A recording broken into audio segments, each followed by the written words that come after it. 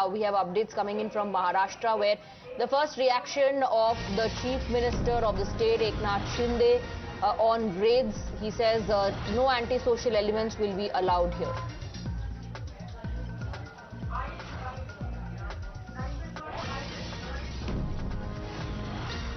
देश विरोधी तत्व जो है उसको जड़ से उखाड़ने का काम हमारी सरकार गृह विभाग करेगी। इस राज्य में और देश में पाकिस्तान के जिंदाबाद के नारे किसी को भी लगाने का अधिकार नहीं और ये सहन भी नहीं किया जाएगा। सरकार पूरी तरह गंभीर है और पूरा जो ऐसे देश विरोधी, राष्ट्र विरोधी जो काम करेंगे वो उनके ऊपर कड़ी कार्रवाई सरकार करेगी। Arunil is joining us with more details. First reaction, in fact, of the Chief Minister of Maharashtra. He says action will be taken against the anti-national elements and such activities will not be tolerated. Well, Eknath Shinde, the CM of Maharashtra, was speaking after the cabinet meeting in Mantralaya. Basically, when question was asked regarding the arrest of PFI, he has precisely called them as anti-national elements and saying that whoever is chanting pro-Pakistan slogans, Pakistan Zindabad slogans, we will not tolerate that on Indian soil, and that is why the Maharashtra Home Ministry is taking action against them. Now, Devendra Fadnavis had also spoken about it, the Maharashtra Home Minister, basically saying that appropriate action is being taken against the PFI workers who have been indulging in creating rift within the Indian society, who have been mainly doing a conspiracy to create terror in Indian society. That's what Devendra Fadnavis had said, and also said that he has taken a report from the Maharashtra ATS with respect to the arrests that have been made, and the same was being discussed in the cabinet meeting today. All right, Arunil, thank you for getting us those details. We have some more reactions lined up. Let's take a look. ये sustainable प्रक्रिया है।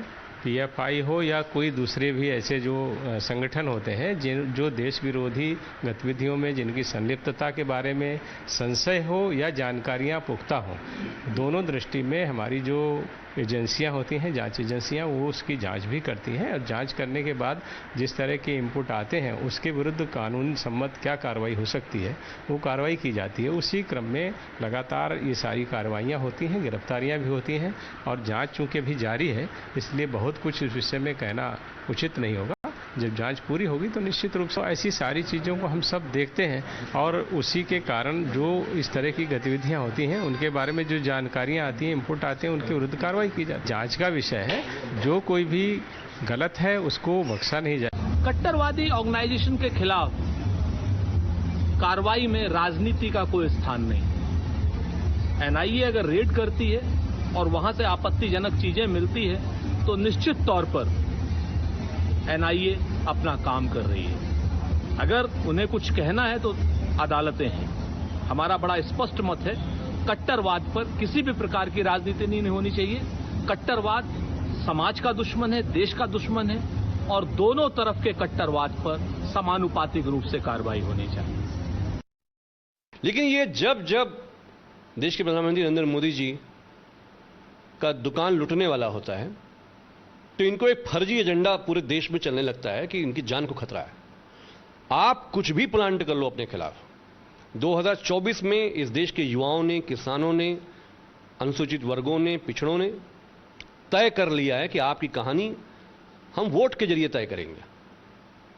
और ये सब जो खेल है, ये सब प्लांट खेल है। कोई भी इससे अट्रैक्ट होने वाला, आपका कोई भी वोट ध्रुवीकरण होने वाला अब आपके पक्ष में नहीं है। A quick break. With that, news and updates will continue.